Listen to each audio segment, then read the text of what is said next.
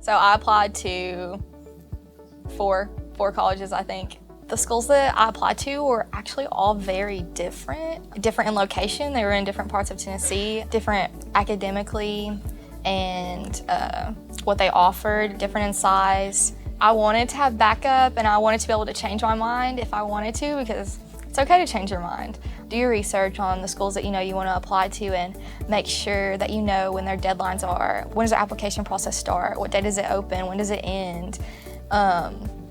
So you know the time frame that you have to get everything ready, and when you need to have your decision made by. I think it's very important that you find out, the criteria that it takes, to be able to go to the college that you want to go to. And don't sell yourself short, and also don't, everybody, doesn't have the 4.0s, the 3.5. So if you have a 2.5, if you have, a 2.7, 2.4, 2.3, find out, what college can help you, what college can give you the proper funds, what college, is best for you. One of the greatest resources, that I was able to have is that my mom, she knew a lot of different things. But if you don't have those things, now everything's on the internet. You can type in, what are some things that I should do to apply to college, or what are some tests that I should take, and everything will pop up. Applying to college can be super stressful. It's a lot of paperwork. It's time consuming.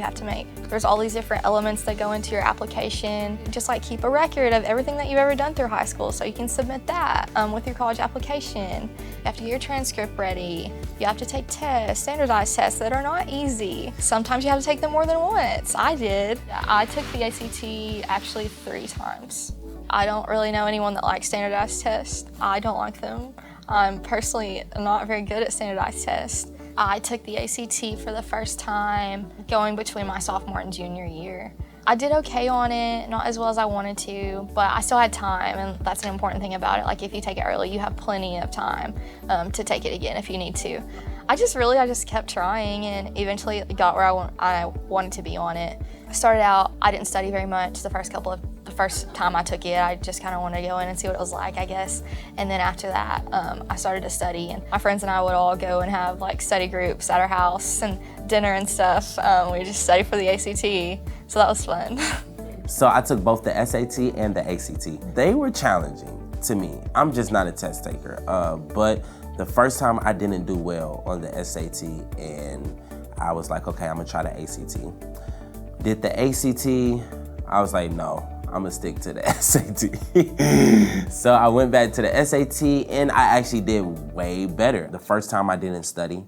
Second time I had to get a tutor and go over, certain things, and don't feel embarrassed to have to get a tutor, or have to get help. But it's really just important to remember that it's okay to ask people for help, and it's okay to check and make sure you're doing everything correctly so that something doesn't mess up and you have to do it all over again. So in a sense, that was how my guidance counselors, they really helped me out. My counselors they didn't really hound us as students or anything. I took more of the responsibility on myself to go and figure things out for myself rather than depending on them to push me and do things for me. For someone who's about to apply to college, I would definitely say just figure out what you want.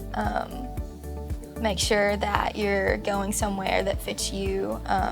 Don't follow your friends, don't follow other people. Don't do something just because other people want you to.